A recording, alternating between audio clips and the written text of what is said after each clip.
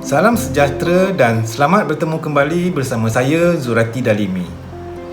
Video saya pada kali ini bertajuk Cara mudah membuat bajet tunai perniagaan berserta contoh.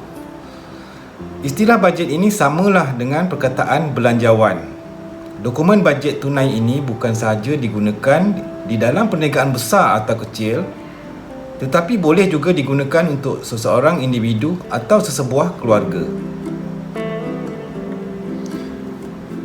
Berbelanja kurang daripada yang kita perolehi, ini adalah idea utama di sebalik bajet. Bajet boleh memberi kita kebebasan untuk berbelanja dengan lebih yakin kerana kita tahu berapa banyak yang kita mampu untuk perkara-perkara yang berbeza. Membuat bajet bukanlah terlalu sukar. Bajet tunai perniagaan adalah semudah membuat senarai wang tunai masuk dan wang tunai keluar.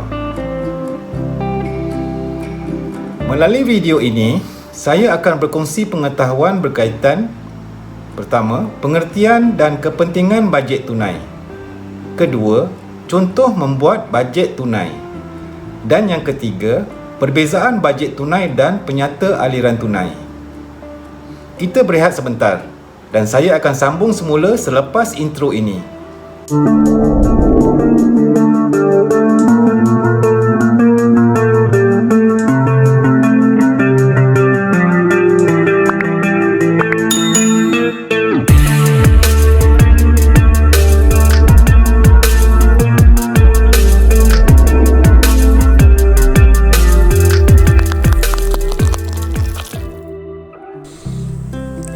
Apa itu bajet tunai? Bajet tunai merupakan suatu penyata andaian melibatkan wang tunai sahaja yang merekodkan anggaran penerimaan dan pembayaran tunai perniagaan bagi suatu tempoh tertentu, sama ada sebulan, 3 bulan, 6 bulan atau setahun. Inilah salah satu contoh format bajet tunai perniagaan.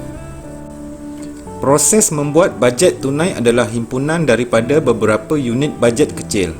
Proses membuatnya akan bermula dari bajet jualan, kemudian diikuti oleh bajet pembuatan dan seterusnya jenis-jenis bajet yang lain seperti bajet pengurusan, bajet modal yang disediakan oleh ketua-ketua jabatan yang bertanggungjawab seperti Jabatan Pemasaran, Jabatan Pembelian, Jabatan Pentadbiran dan Kewangan.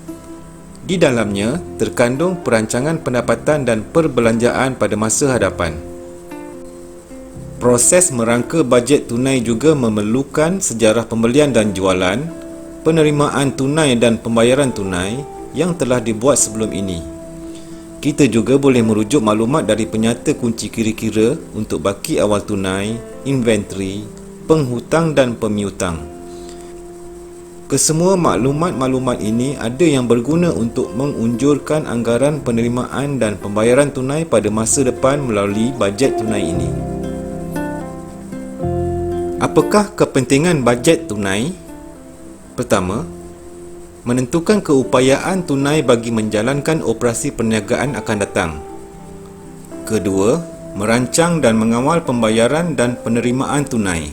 Contoh penerimaan tunai adalah daripada pelanggan, dividen, pinjaman tunai, jualan aset dan sebagainya. Contoh jenis pembayaran pula seperti bayaran pembekal, bayaran balik pinjaman bank, gaji pekerja dan sebagainya.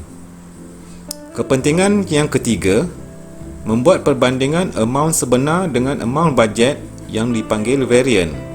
Variant adalah perbezaan di antara belanjawan dengan urus niaga sebenar yang telah berlaku. Biasanya penilaian progres bajet dibuat pada setiap bulan. Kepentingannya yang keempat, merancang strategi jualan dan polisi pemberian kredit yang tepat dapat dilaksanakan. Untuk jualan secara tunai, penerimaan tunai dapat masuk dengan segera. Bagi jualan secara kredit pula, biasanya tunai diterima dalam tempoh 30 hari atau 60 hari. Bajet tunai akan terganggu apabila bayaran yang diterima melebihi tempoh yang telah dipersetujui bersama pelanggan. Dan kepentingan yang kelima, merancang pembelian aset dan merancang pelaburan. Tidak kira berapa banyak keuntungan yang kita buat, jika kita kehabisan wang tunai, maka perniagaan kita telah gagal diurus tadbir. Sebaliknya, tidak kira berapa besar kerugian kita, perniagaan kita masih boleh diteruskan jika kita masih mempunyai wang tunai untuk membayar perbelanjaan syarikat. Apakah 3 peraturan yang perlu digunakan? Yang pertama, masukkan segala-galanya. Jangan lupa untuk memasukkan setiap barisan perbelanjaan atau pendapatan dalam bajet tunai kita. Pendapatan yang dilupakan, contohnya bantuan wang tunai kerajaan, akan menjadi kejutan yang bagus. Tetapi, perbelanjaan dilupakan, contohnya insurans kereta kita, boleh menjadi bencana dan membawa anda lebih bermasalah. Peraturan yang kedua, ketepatan.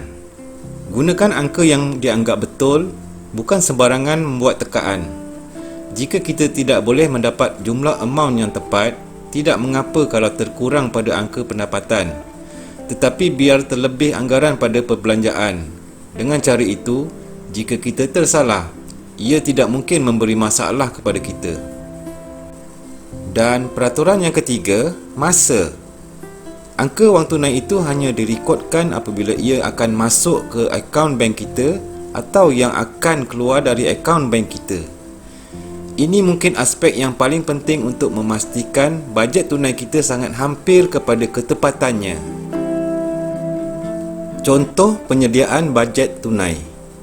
Untuk mudah difahami, saya memberi contoh maklumat kedudukan sebuah perniagaan seperti contoh pada soalan ini. Sediakan bajet tunai untuk bulan Oktober, November dan Disember 2021 berdasarkan maklumat berikut. Pertama, diberikan ramalan pendapatan dan perbelanjaan pada bulan Ogos, September, Oktober, November dan Disember. Ramalan ini terdiri daripada angka-angka jualan kredit, belian kredit, gaji dan upah, perbelanjaan pembuatan, perbelanjaan pejabat dan perbelanjaan pemasaran pada kelima-lima bulan tersebut. Inilah format bajet tunai yang perlu dilengkapkan pada 3 bulan tersebut. Mulakan dengan tajuk penyata ini iaitu bajet tunai bagi 3 bulan berakhir 31 Disember 2021. Kemudian bahagikan kepada 4 kolom untuk ruangan butiran bulan Oktober, November dan Disember. Pada ruangan butiran, mulakan di atas sekali baki awal tunai, diikuti bahagian penerimaan dan jumlahnya. Selepas itu ruangan pembayaran dan jumlahnya. Dan yang paling bawah sekali adalah baki akhir iaitu jumlah penerimaan ditolak jumlah pembayaran. Sekarang kita mula melengkapkan penyata bajet tunai ini. Pada arahan kedua, diberikan baki tunai awal pada 1 Oktober 2021 adalah RM8,000. Maka kita tulis baki tunai awal ini pada ruangan sebelah atas bulan Oktober. Selepas arahan kedua diselesaikan, pada arahan ketiga, jualan kredit, bayaran diterima 2 bulan berikutnya. Oleh itu, jualan kredit bulan Ogos akan diterima pada bulan Oktober. Jualan bulan September akan diterima bayarannya pada bulan November. Dan jualan kredit bulan Oktober, bayaran akan diterima pada bulan Disember. Manakala jualan kredit bulan November pula, bayaran akan diterima pada bulan Januari 2022, tetapi tidak perlu dimasukkan di dalam penyata bajet tunai ini. Selesai sudah menjawab arahan yang ketiga, kita teruskan pada arahan yang keempat.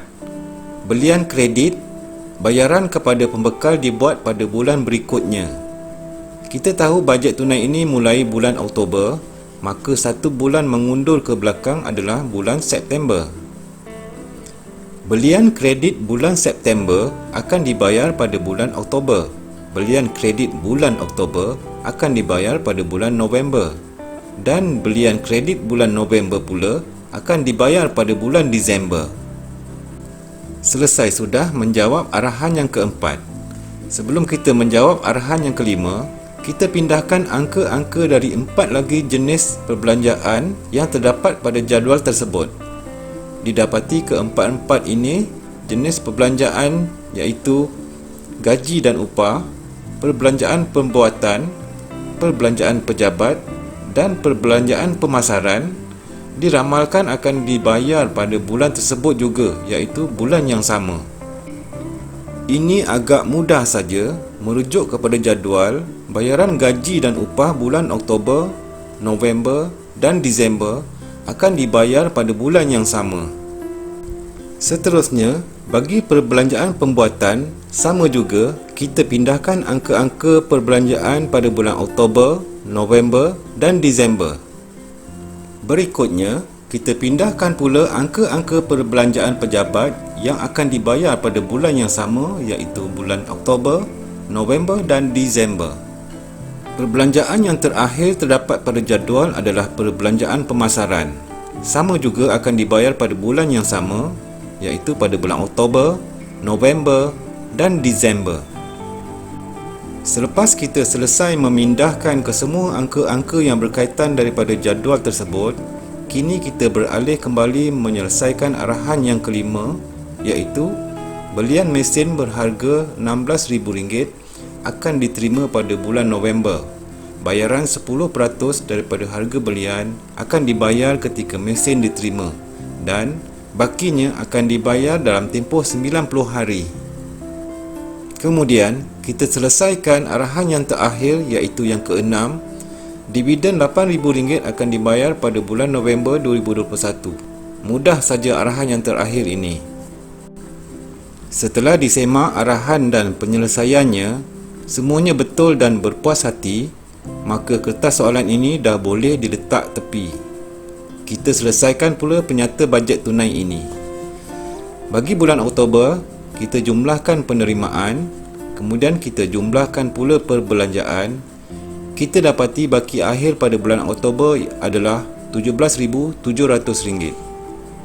Kita pindahkan baki akhir bulan Oktober ini sebagai baki awal pada bulan November. Kita buat yang sama pada bulan November, jumlahkan penerimaan dan pembayaran. Kita dapati jumlah penerimaan ditolak jumlah pembayaran bersamaan RM16,700. Pindahkan baki akhir bulan November ini sebagai baki awal bulan Disember. Bagi bulan Disember, jumlah penerimaan ditolak jumlah pembayaran bersamaan RM16,700. Setelah disemak dan berpuas hati kesemua pengiraan ini adalah betul, maka selesailah kerja-kerja penyediaan bajet tunai ini. Apa yang kita dapati, baki akhir pada ketiga-tiga bulan ini adalah positif dan baki tunai masih mencukupi. Selepas semua pendapatan dan perbelanjaan disenaraikan, kita akan mendapati diri kita dalam salah satu daripada 3 senario berikut. Yang pertama, pendapatan tidak mencukupi untuk menampung perbelanjaan. Ini adalah senario kes terburuk. Jika ini adalah keadaan kita perlu sama ada menambah beberapa sumber pendapatan tambahan atau mempertimbangkan jenis perbelanjaan yang boleh kita keluarkan. Pada senario yang kedua, pendapatan meliputi perbelanjaan yang disenaraikan. Dalam keadaan ini, keperluan keuangan asas kita dipenuhi. Lebihan pendapatan yang ada sebaik-baiknya disimpan. Kemudian, hadkan perbelanjaan fleksibel kita kepada jumlah lebihan pendapatan ini. Dan pada senario yang ketiga, jumlah pendapatan adalah lebih besar daripada jumlah perbelanjaan. Ini adalah senario terbaik. Gunakan bajet kita untuk menentukan perbelanjaan yang dibenarkan setiap bulan. Apakah perbezaan di antara bajet tunai dan penyata aliran tunai? Penyata aliran tunai menunjukkan aliran tunai masuk dan aliran tunai keluar yang telah berlaku dalam tempoh masa yang lalu. Sebaliknya, bajet tunai menunjukkan aliran masuk dan aliran keluar tunai yang dijangka akan berlangsung dalam tempoh masa depan. Dalam erti kata lain, bajet tunai adalah penyata aliran tunai yang diunjurkan. Alhamdulillah kerana anda terus setia menonton video ini sehingga ke penghujungnya. Saya mengalu-alukan komen-komen yang positif pada ruangan komen di bawah. Anda juga boleh memberikan cadangan berkenaan tajuk-tajuk video saya pada masa yang akan datang. Semoga anda akan menjadi seorang usahawan yang bermaklumat dan berjaya. Terima kasih kerana menonton video ini dan selamat berjumpa lagi pada video-video saya yang seterusnya.